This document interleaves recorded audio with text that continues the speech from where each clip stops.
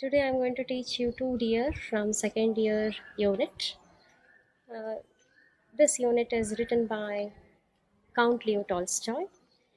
Tolstoy is a Russian writer who has influenced many people in Russia, and his writings has really played remarkable changes in Russian Revolution.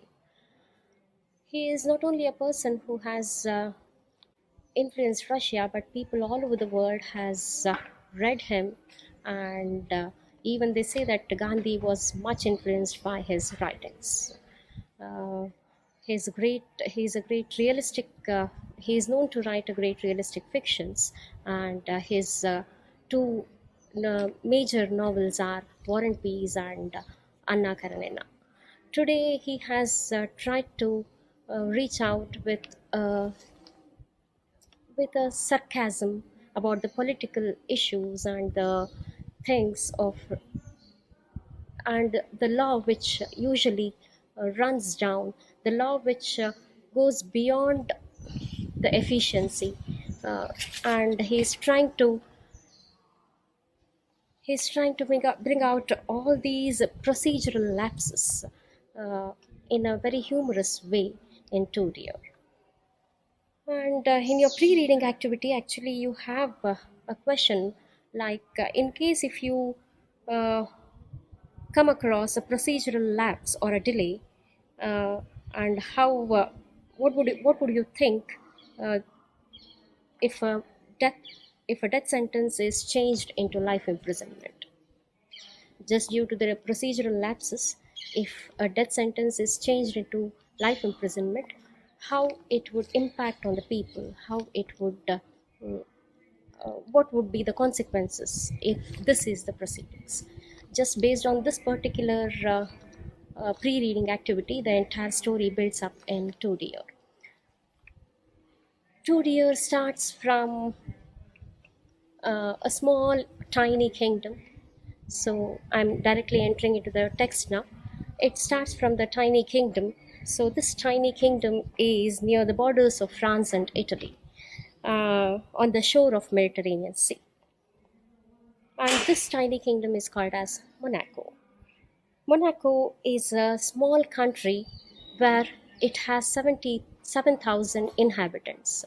7,000 is a very small number, so it is called as a tiny kingdom, and the king who rules Monaco is called Kinglet. In this kingdom, we come across not just the king, but also there are all the other things which are as usual as we find in the other kingdoms. Like, there is a palace, there are courtiers, there are ministers, there are bishops and generals too. Even Monaco has an army with 60 people. So just imagine 60 is the number of the strength of army, and with this 60 he is running an efficient army. So everything looks like a small tiny kingdom. You can't even imagine like 7,000 people can also make a kingdom, but Monaco is one such kingdom.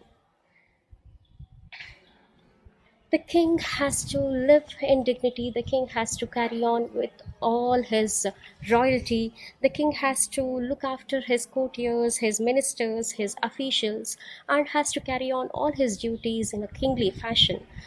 So he has to collect some taxes, which is usually collected elsewhere. Even here in Monaco, he collects taxes so that he can live happily. He can also take care of his officials and noble people and courtiers well.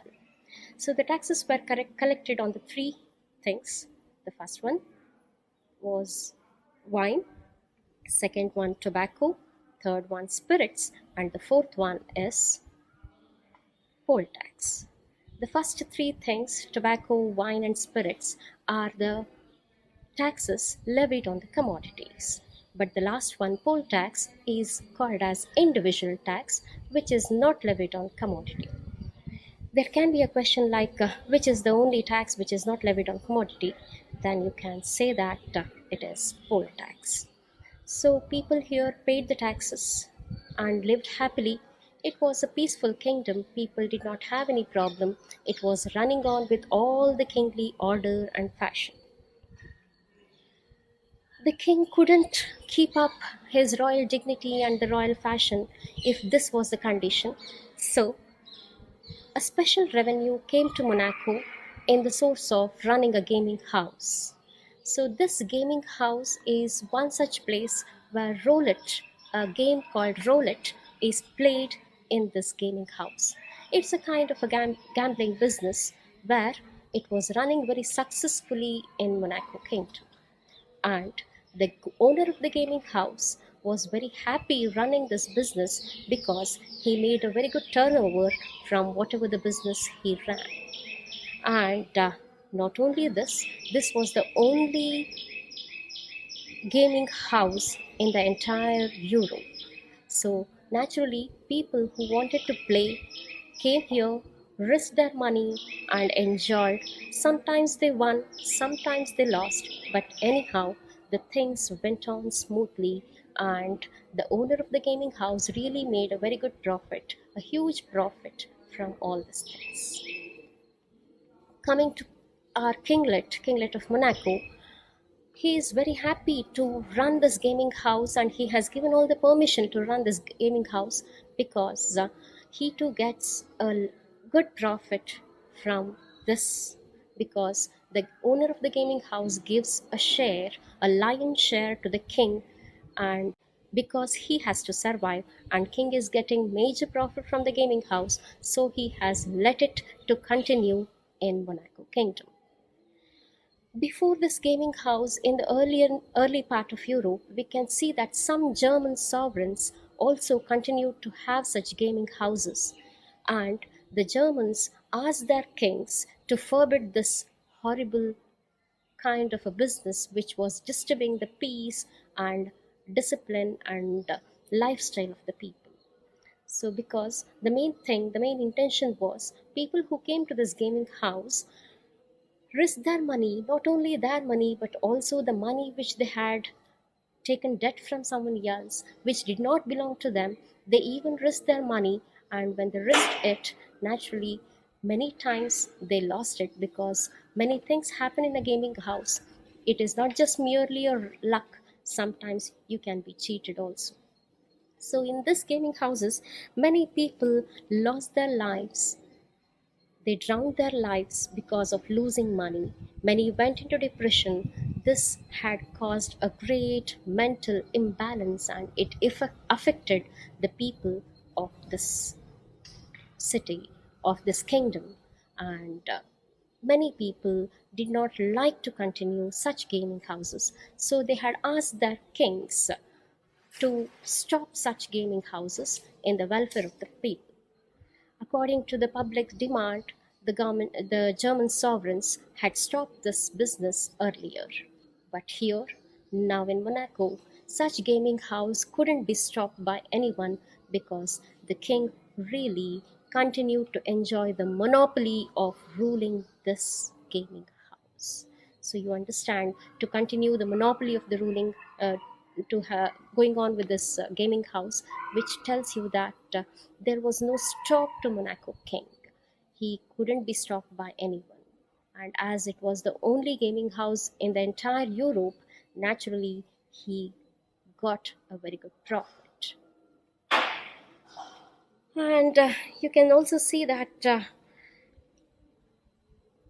he also uses the king, Monaco kinglet, also uses one phrase here, a proverb here, saying that you can't earn stone palaces just by honest labor. I do repeat, you can't earn stone palaces just by honest labor. This proverb tells you that the king knew that collecting tax on tobacco, wine, and spirits was not a good thing. He knew that people were not happy coming to the gaming house and collecting a huge amount, a huge profit in such running such business. He knew that people are disturbed, people health and discipline of the entire society is being disturbed. He knew that all this is not a nice thing, it's a dirty business, but even then he allowed to run as usual. And this tells us that maybe the king somewhere was very much interested in profit making rather than the health of the society. So at this point, we can understand that the king, who is supposed to be very responsible, who has to act at the times and take care of the public in such a way, uh, who has to give law justice to the people, who has to remain lawful, who has to make people to run lawfully.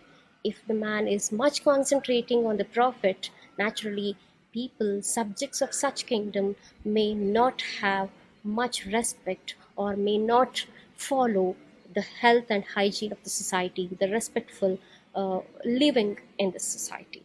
So we can see that he uses this phrase that if I'm so honest, if I'm so good, if I'm so innocent, I can't really carry out all the kingly fashion. I can't maintain my courtiers, my kingship, my bishops, my generals, my nobles. So as he couldn't maintain all these things, he had to stick on to this business and earn money in an unlawful way. We can see that in his kingdom there are coronations. Coronation is a, a crown ceremony, we can say. Leaves is guests or visitors from the other places who comes to this country as to pay the visit and see this country, see this kingdom. And there were rewards, sentences, and even pardons. Reward, sentences, and pardons tells you that he rewarded the people whom they have to be rewarded. He gave some sentences. He took some really the great decisions which he has to take. In case if some cases has to be given some excuses, he had given pardons also. That means all the other things were running as usual as it runs in the any other normal kingdom, but everything on the smaller case here in Monaco Kingdom. Monaco was running smoothly until we couldn't come across one such crime in Monaco, because till then no such examples were there in Monaco, and everyone was loving peace and it was peaceable. The entire kingdom was peaceable. And once you can see that it happened that a crime was committed in Monaco, and as soon as this crime was committed, all the judges in Monaco Kingdom were asked to come and go through the matter and give their verdict. According to the king's order, the jury, the barristers, everyone came, they argued and they judged, and finally they came to a conclusion that the man has to be executed. Executed in the sense the man's head has to be cut off. So, with this final verdict from the jury, from the judiciary, King read the sentence. He did not find anything wrong in the sentence, and he ordered, if the man has to be executed, let him be executed. The king did not even think for a second whether they can really execute this man, as according to the judges and barristers' information, he just read out the sentence that the man has to be executed. When this sentence came out, we can see that there was a small hitch in the matter. Hitch is nothing but a problem. There was a problem in carrying out this judiciary verdict. What was the problem? The main problem was Monaco was a small kingdom which till now had not come across any such cases, nor had given any such verdict any time. So they did not have proper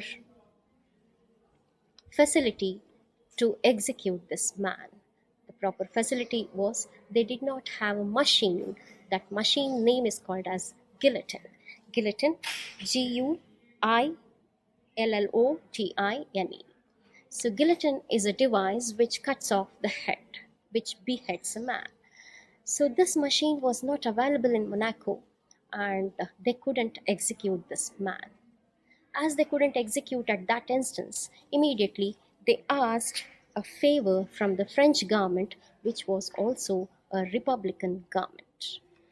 As I said in my earlier case, that Monaco is a kingdom which lies on the borders of France and Italy in the shore of Mediterranean Sea. So immediate request was sent to French government asking for the help of guillotine. French agreed and was ready to send guillotine for 16,000 francs. 16,000 francs was too dear for the Monaco kingdom because too dear, the lesson not only explains the meaning of too dear is expensive. It not only explains that something is expensive in this kingdom, in this entire story, actually, by the end of the story, you also can understand what is actually too expensive. What is expensive? So 16,000 francs, which French government had said was really too dear or expensive for the Monaco kingdom. It was not able to bear 16,000 francs. And this 16,000 francs was also not completely could be arranged by the Monaco government, but again it has to be levied tax on the people, and even if an individual is levied tax of 2 francs per head, it would not come to 16,000 francs because the total strength of the Monaco was 7,000. So 16,000 francs was really a huge amount for Monaco. So asking the it they thought of asking the Italian government. Italian king was a brother monarch of Monaco. So they thought that it is better we ask the help of Italian government, and probably they would be in a better position to help us. An immediate letter was sent, and they got the reply saying that Italian government was ready for 12,000 francs, including the guillotine and the man who can carry out this punishment, along with the traveling expenses, along with the executioner, along with the guillotine, and along with traveling expenses. 12,000 francs was the amount fixed. So this amount was also too dear or expensive for Monaco kingdom. The king was not ready to spare 12,000 francs for this bastard or for this rascal. That is what you come across in this text. That too dear, it is too dear for this rascal. Here, the king gives importance to money rather than the crime which is committed. He feels that spending 12,000 francs to execute this man is not really that much needed because the man is not worth spending 12,000 francs. So he immediately asks his jurymen, his judges, his barristers to come and see the plan, go through the proceedings, just and see to it that it can be done somehow in a cheaper way, because he knows that people would not be able to bear so much of high taxes and people would really go on a riot. So this was how the case was turning day by day.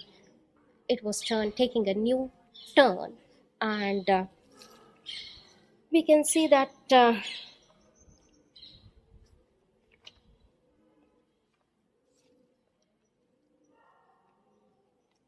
the people, the council came, they considered the matter, what the king has said, and they came to a decision that if it could be asked to the soldiers, as soldiers are trained to cut off the head in the war, they are used to wage a war.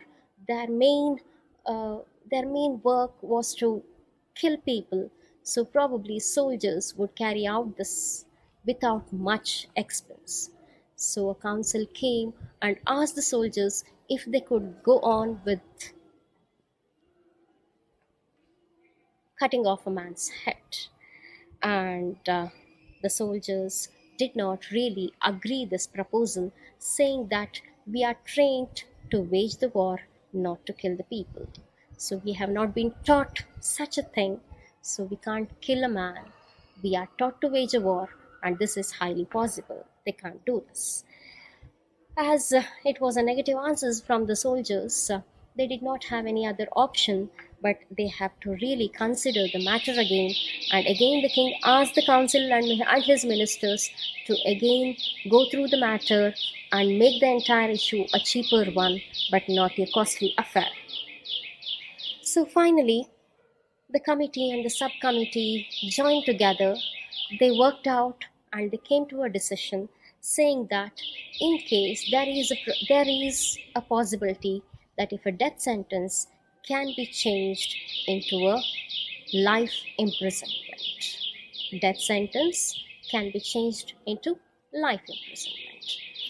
So you do understand the two things here. Death sentence is a man whose head would be cut off. This was the previous punishment which was given to him, but now the due to the procedural lapses, it has been changed to life imprisonment. And the king felt that this would be much cheaper, as he has to be imprisoned. Let him be imprisoned for the life. And the king agreed this, and he thought of imprisoning him for the life. To execute the second one was also not that easy for the Monaco king and the kingdom, because till then there was not a suitable lockup where a man can be kept or imprisoned for a longer period of time. As he was not able to arrange a proper lockup, because there was a temporary lockup which was not so safe or so good enough in condition, which can be kept for a longer period of time. So they felt like they needed a strong prison. An alternative method was thought, so that a guard will be appointed. A guard will keep a watch on the prisoner, and his work is to bring food from the royal palace and give him and keep a watch on the prisoner. So, based on this, it went on that a guard was appointed, the prisoner was imprisoned in a small lockup, and every day the guard used to bring him food from the palace kitchen. Things went on for many days till 1 year completed. By the end of the year, we can see that the king noticed a new account of expenditure by the end of the year. And the new account of expenditure was to maintain the criminal, or to keep the criminal. It was almost more than 600 francs was spent. So more than 600 francs a year was spent to maintain the criminal, and this was a new expenditure which was also expensive for Monaco king. He couldn't adjust this. He couldn't balance the 600 francs which is wasted to just maintain one criminal in Monaco. And again, he asked his ministers to come and go through the matter and settle it, that if they are spending 600 francs to maintain this criminal, even that was too dear for the entire Monaco kingdom. So it has to be lessened, the burden has to be lessened. And they wanted to find a cheaper way so that this criminal can be maintained. Again, all the ministers came together. They went through they just discussed about the matter. They wanted to see how it could be minimized. So they thought of a plan that till now a guard is maintained here. If we just dismiss the guard, probably the expenses would be cut down. And one minister said that let us dismiss the guard. Another minister said that if we dismiss the guard, then this criminal would run away. If the criminal runs away, then what? Then again the first minister said that let him run away and be hanged. See the things how the ministers are judging the same case in a different way. Earlier they said he has to be executed. Then they said that soldiers can execute. Then they set up a lockup which was not so good for a permanent use. It was a temporary setup. A guard was maintained. Now they are thinking that guard must be dismissed, and in case if the criminal runs away, he should be hanged. And so they just delivered their plan to the king, saying that let us dismiss the guard and see what would happen. In case if the criminal runs away, let him be hanged. The guard was dismissed according to the plan, and they just waited what would happen. But all the thing that happened was the criminal inside the prison saw that there was no one to watch him, did not even think of running away, just waited till his foot time. When the guard was not there, he opened his lock, went to the royal palace, just got his food, whatever was served to him, came back again to the prison, locked himself up there, and ate it, and lived happily in the prison, but did not even think to run away. So the man's plan, the kingdom's plan, Monaco king and his ministers' plan, did not work in sending away the criminal from the prison. The man was happy going every day at the lunchtime, getting his lunch, eating happily in the prison, and staying back, but running away was the least thing that he did. He didn't even think of moving away from that place. Again, the king was in a condition where he did not know what to do. And again, he asked his ministers to find out a suitable way where he can get rid of this criminal once and for all. He did not really wanted to keep this criminal at all, because his main intention was he was wasting some amount for this criminal, to maintain this criminal. And we can see that a minister of justice was asked to tell that as there was no guard, he can just run away from the prison. So the Minister of Justice went and met the criminal in the prison and said that you can see that there is no guard to maintain you, to keep you, to guard you. So why don't you run away? And in case if you run away, the king will not mind. These were the words said by the Minister of Justice. As soon as the criminal heard this sentence, he has his own view of judging the entire judgment, and he replies in his own way. And that is a very important thing, that what does the criminal see the entire issue, how does he see the entire issue. So he replies that I know that the prince, if I run away, the prince would not mind. I very well know that the prince will really not mind if I run away, but I have some of the complaints against the king. And he goes on with one after the other, saying that you have ruined my character by your sentence. So how can I run away? You have ruined my character by a sentence. That means earlier, in the first instance, you have given me a sentence. The sentence was to execute me. By this sentence, you have ruined you have means the kingdom, the king, the entire system. The system has ruined his character.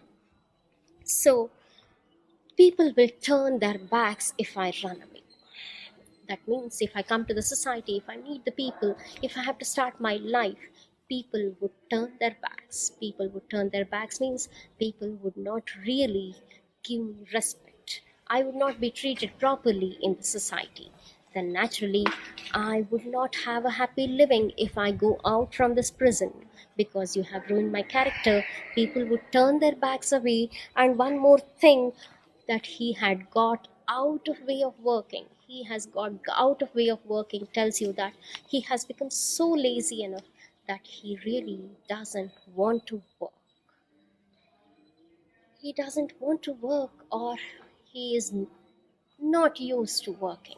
He doesn't want to continue to stay there in the society and earn his living, because he is sitting in the prison happily enjoying his food. And why should he really struggle for his living? Why should he go to the society and see the people and their harsh faces? Because people would not treat him friendly. So he, in spite of all these things, he complains the Monaco government, saying that I actually have to complain you on the first instance that you said that you would execute me, and you did not execute me. So this was my first complaint. And the second thing is, you appointed you changed my execution to life imprisonment. I did not complain for this. And then you appointed a guard. I did not say anything. And then you removed the guard. So I have to go and get my food by myself. Even for this, I said nothing. I did not complain anything. But now the prince, the Monaco kingdom, is asking me to run away from this prison, and that can never be done. That means I'm not ready to run away from this prison. So, with this answer, I think it was very difficult situation for the Monaco kingdom and king, that when the criminal was not ready to run away, what would be the condition? You can see that again the council was summoned. Again, the king asked his ministers and everyone to come and go through the matter and finally decide how to get rid of this criminal once and for all. And after many discussions, people came up with the answer. They reported to the prince, saying that in case if they have to get rid of this man, if this of this criminal, they have to just give him pension and send him away, so that completely once and for all they could get rid of him. So finally, an amount was fixed, and that amount was 600 francs. Just see that to maintain the criminal, it was more than 600 francs. And to send away the criminal, it was again the 600 francs a year, which could be given as a pension to the criminal and sent away. So just imagine the two things, that how king, ministers, his people, noble people, the judiciary is taking the decisions and giving the advices to the king, and the king follows it without a second thought. Even to maintain the criminal, it was 600 francs, and to send the criminal away once and for all, it is expecting 600 francs as a pension. But still, the king was ready to do this, and they said that they are ready to pay him pension. If it is so, let him take and leave their country, leave the kingdom. And 600 francs was fixed, and the prisoner was announced that he would be paid annually 600 francs. The criminal agreed the offer on one condition, saying that if 600 francs a year was paid regularly, I don't have any problem. He doesn't have any problem leaving the kingdom. And he was, as long as they pay him regularly, he was ready to leave this kingdom. He was willing to go. We can see that the matter was settled, and the criminal was too clever here. He finally settled the whole matter and said that if I have to go out, I need to receive one third of the amount in advance, so that I can go and start my life. As per the demand of the criminal, one third amount of the annual pension was given to him, and he received it. Just traveled by train for a quarter of an hour. Quarter of an hour tells you that it is 15 minutes. Just quarter of an hour, he just traveled by rail, emigrated to the other place, and left Monaco kingdom, purchased a land there by this one third amount which he received in advance, and started market gardening. Market gardening can be a one mark question. So He just emigrated, started market gardening. He lived happily with the income that he was getting from this business. Every year, he goes to the royal kingdom of Monaco, gets 600 francs from the Monaco king as pension, stakes 1 or 2 francs in the gaming house. This is just his hobby. Maybe this is not his own hard earned money. As he is getting it as pension, he is ready to stake, he is ready to risk £1 or £2 in the gaming house. Sometimes he wins, sometimes he loses, but that really did not affect the criminal in any way. He was quite happy every year, regularly going, collecting the pension, going visiting the gaming house, risking £1 or £2 and again returning to his place, and lived happily with his market gardening. This went on for many years. He lived happily, he lived peacefully. So the story ends with a very, very strong note telling that the last lines, the concluding lines of the text, which I would like to read for you. It is a good thing that he did not commit his crime in a country where they do not grudge expense to cut a man's head off or to keep him in prison for life. This is very true, that this criminal did not commit his crime in such a kingdom where people do not grudge to spend some money to punish such criminals. But he was so lucky enough to commit a crime in Monaco like kingdom where the king doesn't give importance to the crime but gives importance to the amount spent on the criminal to maintain the criminal or to execute the criminal. So he is worried about the amount rather than the crime. So this tells you that maybe Leo Tolstoy wants to uh, wants to give you a message through sarcasm. A beautiful humor and sarcasm is blended together when you read the story line by line, the story, entire story of Two Deer. That you see that how the judiciary fails, what are the duties of the king, what are the things that he actually had to concentrate, and how did it fail, what would be the impact on the public, what all the other consequences which would rise in such a kingdom. So just imagine that the entire thing has been narrated to you now. You have a picture that the man who had to be executed is getting, actually is benefited by 600 francs annually. So if this is the condition, I think such kingdoms would be an example where the crime rate would increase day by day, and man would feel that if I commit crime, I would be benefited, because the criminal had encashed the weakness of the ministers and the kingdom and the king here. By encashing, he had really marked out as a shrewd criminal by the end of the story. We can say that not only a shrewd, he was a clever and a smart criminal who could really was a real benefiter out of all the circumstances. In the initial cases, we can see that a man who was running a gaming house and the king who was getting a good profit from the gaming house somehow lived happily. But by the end of the story, we can see that the criminal, even after committing a crime of murdering someone, he is getting pension and living happily by setting up his own business. Tells you that what is the importance of king in a kingdom, how far and how fair should be a judicial system, how important is judiciary to a very important organ of the entire system.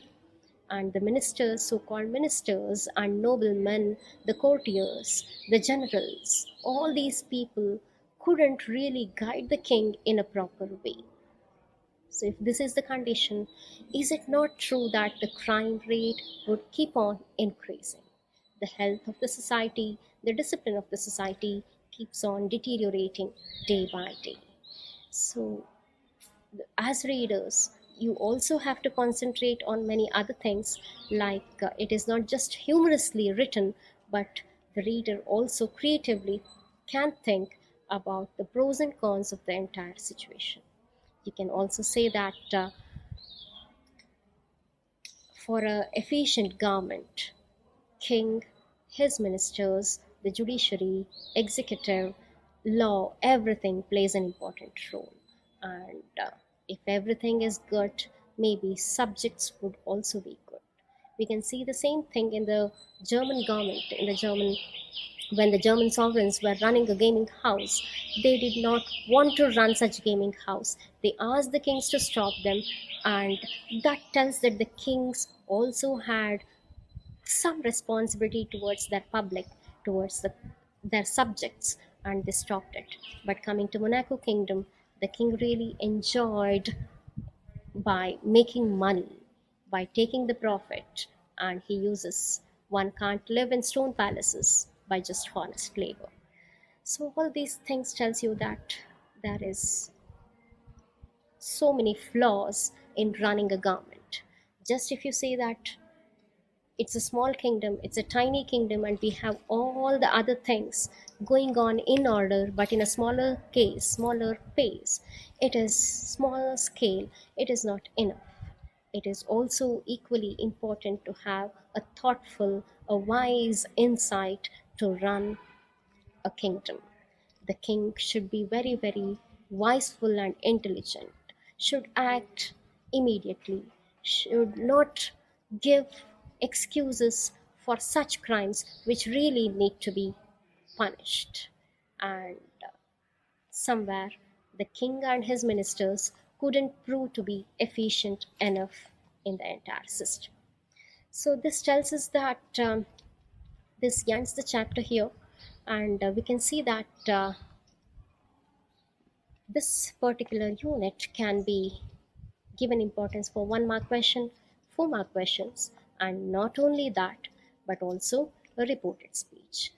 You come across many examples for reported speech. Reported speech is nothing but direct and indirect speech. There are many sentences which are in quotes, and these sentences will be given to you where you need to change it to reported speech. Reported speech is for 5 marks, and I think you can get at least more than 3 examples from this unit as an example for reported speech. So please concentrate for this unit where you can expect for the examination purpose. I end my chapter.